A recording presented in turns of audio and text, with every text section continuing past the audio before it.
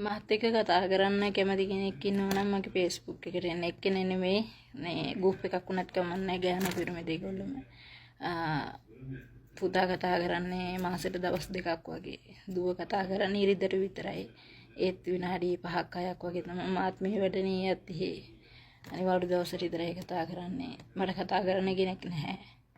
මේ මහා අක්කලත් එක්ක නම් කතා කරන්න කැමති නෑ. කතා කරොත් ප්‍රශ්නයක් තමයි ඔලුවට දාන්නේ.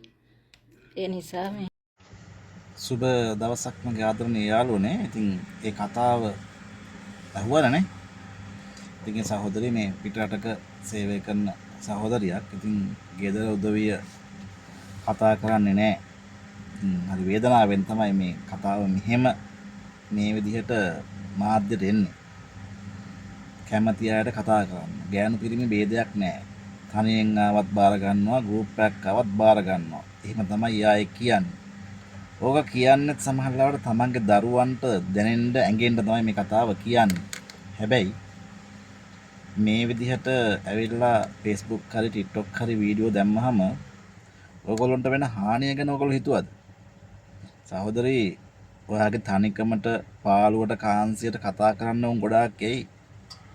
හැබැයි ඔයාව ඇදලා දාන වල ඔයාට ඊළඟ කරන විනාශය කොයිතරම්ද කියලා ඔයාට හිතා ගන්නත් බැරි වෙයි.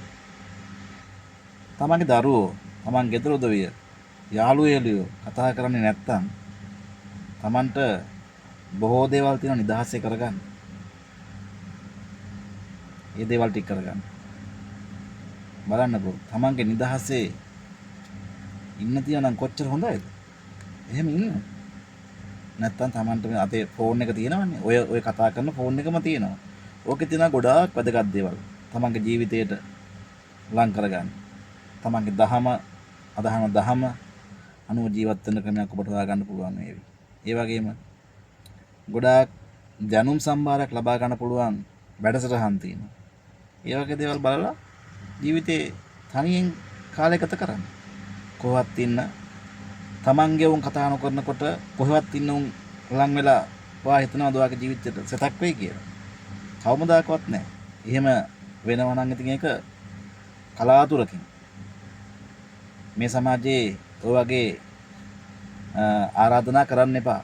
ඔයාට තව තවත් ඔයාට අඬන්න පාර හදා ගන්න පුළුවන්. එදාට අර තමන්ගේ වමුත් නැහැ, අනුන්ගේ වමුත් නැහැ. හොඳේ? ඒ හින්දා පරිස්සම. මේවා මෙහෙම කියන්නේ ඔයගොල්ලෝ මේ සමාජයට දාලා තියෙන වීඩියෝ නිසාමයි. ගිහින් එන්නම්. බුස්සarna.